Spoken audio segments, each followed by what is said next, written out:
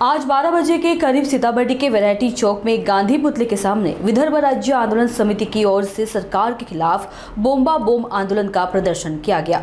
समिति के अधिकारियों ने सरकार पर नारेबाजी कर अपनी प्रतिक्रिया दर्शाई। यह आंदोलन विदर्भ राज्य को स्वतंत्र करने की मांग को लेकर हुआ। काल पावसाळी अधिवेशन संपलेलं आहे, पण विदर्भाच्या 62 आमदारांनी इथला कुठलाही प्रश्न उचललेला नाही। इथली जनता बेहाल झालेली आहे। विदर्भामध्ये रोजगार नाही, त्याचा प्रश्न उचललेला नाही। निवडणुकीपूर्वी मुख्यमंत्र्यांनी घोषणा केली होती की आम्ही निवडून द्या आम्हाला, आम्ही पूर्ण शेतकऱ्यांची कर्जमुक्ती करू। ते कर्जमुक्ती झालेले नाही, त्यामुळे शेतकरी इथला हवालदिल झालेला आहे आणि आत्महत्या करण्यासाठी मजबूर झालेला आहे। शेतकऱ्याचा जो अन्नदाता आहे तो उपाशी आहे, तो उपोषी असल्या कारणाने त्यांना आत्महत्या करावी लागत आहे। त्यांच्या मुलाबाळाचा प्रश्न आहे आणि शेती चांगली पिकत नाही। इथे पावसाचा मारा आहे। ह्या सगळ्या गोष्टीपासून ते शेतकरी त्रस्त झालेले आहे, म्हणून त्यांना ते मजुरीसाठी पश्चिम महाराष्ट्र किंवा मुंबईकडे धावा घेत आहे। आणि म्हणून विदर्भाची जनसंख्या तुम्ही बघू शकता, देशामध्ये जनसंख्या वाढून राहिली, आपण नंबर 1 वर आलेलो आहे, पण विदर्भाची जनसंख्या दिवसेंदिवस कमी होऊन राहिलेली आहे। त्याचं कारण हे आहे की पूर्वी 66 आमदार होते, आज तिथली संख्या 62 वर आलेली आहे। 11 खासदार होते, ती संख्या 1 ने घटून 10 आलेली आहे। या मागचं कारण हे आहे की इथले लोक पलायन करून राहिलेले आहे। इथली जनता पलायन करून राहिली, युवा पलायन करत आहे, शेतकरी पलायन करत आहे कामासाठी। आणि म्हणून तुम्ही बघू शकता की इथल्या जे ओसाड गावाची संख्या आहे ते 3000 वर झालेली आहे। पूर्ण महाराष्ट्रामध्ये ओसाड गावाची संख्या 3200 आहे आणि एकट्या विदर्भामध्ये ही संख्या 3000 आहे। हा सरकारी आकडा आहे सर, यामध्ये काही आम्ही खोटं सांगून नाही राहिलो, काही लपून नाही राहिलेलो आहे आणि तुम्ही याची चौकशी करू शकता। म्हणून आमचा विरोध आहे।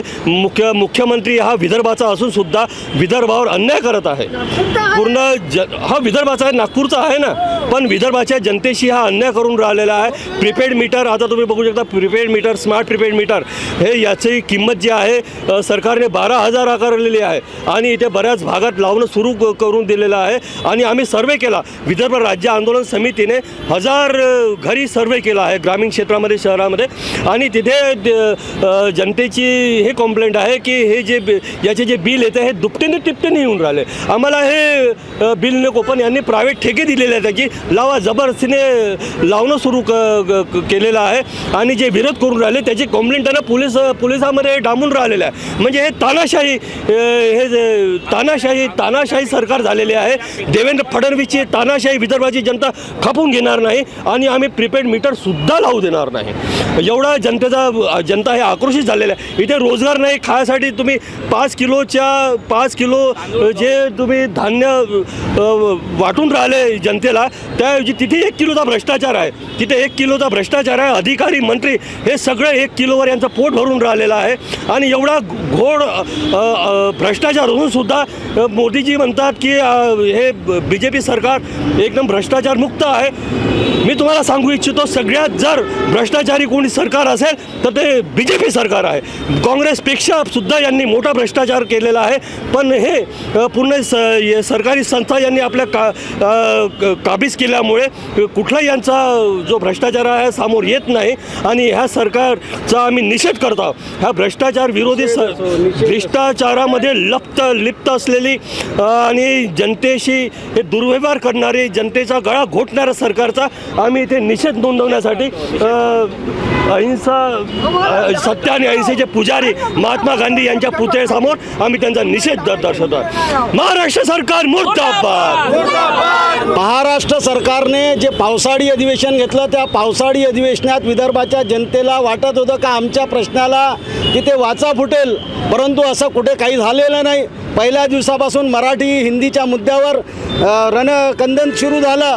मग संजय गायकवाड यांनी जे MLA कॅन्टीन इथे जे मुक्कामारी केली त्याच्यावर रणकंदन झालं आणि शेवटी तुम्ही पाहिलं का जे गुंडागर्दी ज्या विधानसभेत झाली आणि महाराष्ट्र राज्य हे गुंड्याचं विदर्भाचं राज्य आहे, पूर्ण देशाने पाहिलं आणि अशात आमच्या विदर्भाच्या जनतेला प्रश्नाला त्यांनी पूर्णपणे बगल दिली. विदर्भाच्या जनतेसोबत जे आश्वासन केलं होतं ते आश्वासन यांनी पूर्णपणे पाळलं नाही आणि आज तुम्ही पाहता विदर्भाचा विकास हा खुंटलेला आहे. 62ही आमदार याबद्दल काही बोलायला तयार नाही. मुख्यमंत्री आमचे भागातले असल्यावरही ते सुद्धा यावर काही बोलत नाही आणि हे फक्त पश्चिम महाराष्ट्राच्या दानवीला बांधलेले लोक आहात. म्हणून आम्ही यांचा निषेध करण्याकरता आणि ह्या विधानसभेचा निषेध करण्याकरता इथं आज आम्ही बोंबाबोंब आंदोलन केलेलं आहे. यांच्या विरोधात आमच्या सर्व कार्यकर्त्यांनी इथं आगडोम उभारून इथं बोंबाबोंब केलेली आहे आणि त्यांना सांगत आहे का आम्हाला महाराष्ट्रात राहायचं नाही, कारण महाराष्ट्रात 66 वर्षात आमची पिळवणूक झाली, आमच्या प्रश्नाला बगल देण्यात आली. म्हणून आता आम्हाला ह्या महाराष्ट्रात राहून आता काही फायदा नाही. 8 डिसेंबरला महाराष्ट्र सरकार हे हिवाळी अधिवेशन घेऊन नागपूरला येत आहे. आम्ही त्याचा निषेध करणार आहोत आणि महाराष्ट्रवादी चले जाऊचा नारा देणार आहोत आणि तिथून सुरू हुई जंग हमारी. म्हणून आता आम्ही सगळ्यांना कार्यकर्त्यांना आव्हान करतो का आता महाराष्ट्रात आम्हाला राहायचं नाही आणि सगळ्यांनी आपापल्या जागी विरोध करायचा आणि 9 ऑगस्टला आम्ही इथे येणार आहोत आणि त्या दिवशीपासून विरोध सुरू होणार.